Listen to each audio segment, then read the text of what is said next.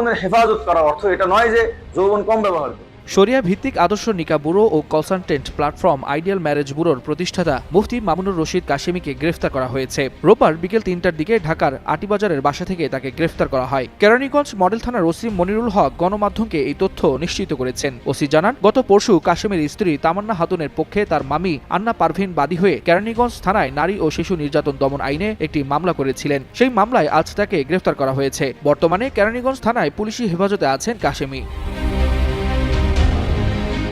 সম্প্রতি শরিয়া ভিত্তিক আদর্শ নিকা ব্যুরো ও কনসালটেন্ট প্ল্যাটফর্ম আইডিয়াল ম্যারেজ ব্যুরোর প্রতিষ্ঠাতা মুফতি হারুনুর রশিদ কাশেমীর বিরুদ্ধে তার তৃতীয় স্ত্রী পরিচয়ে গুরুতর অভিযোগ তোলেন এক নারী। পরকীয়া ইস্যুতে ধর্মীয় বক্তা আবু তোহা মোহাম্মদ আদনানের সমালোচনার রেশ না কাটতেই কাশেমীর বিরুদ্ধে তামান্না খাতুন নামে ওই নারীর অভিযোগ, আইডিয়াল ম্যারেজ ব্যুরো নারীদের ১ মাস ২ মাসের জন্য কন্ট্রাক্টে বিয়ে দেয় কিছু কিছু বড়লোকের সঙ্গে। তারা যখন তাকে ছেড়ে দেয় তখন প্রশ্ন করলে বলে বউ বেশি তর্ক করে তাই ছেড়ে দিয়েছি।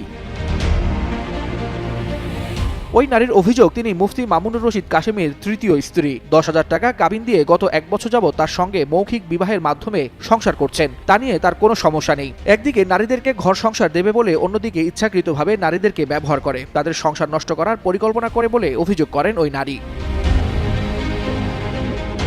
তিনি বলেন, এসব নিয়ে তর্ক করতে গেলে তার সঙ্গে আমার ঝামেলা হয় এবং এক পর্যায়ে মুখে তালাক দেয়। তারপরও আমি আশায় ছিলাম আমার সঙ্গে সংসার ঠিক হয়ে যাবে এবং তার সঙ্গে আমার তালাক হওয়ার পরও সে আমার সঙ্গে অবৈধভাবে মেলামেশা করে এই বলে যে সে সবকিছু ঠিক করে নেবে এবং সে সময় আমার গর্ভে একটি বাচ্চাও আসে। বাচ্চা আসার আগে সে আমাকে ঘর থেকে বের করে দেয় এবং আমি আমার মামার বাসায় যাই। এছাড়াও আরও গুরুতর অভিযোগ তুলেন ওই নারী।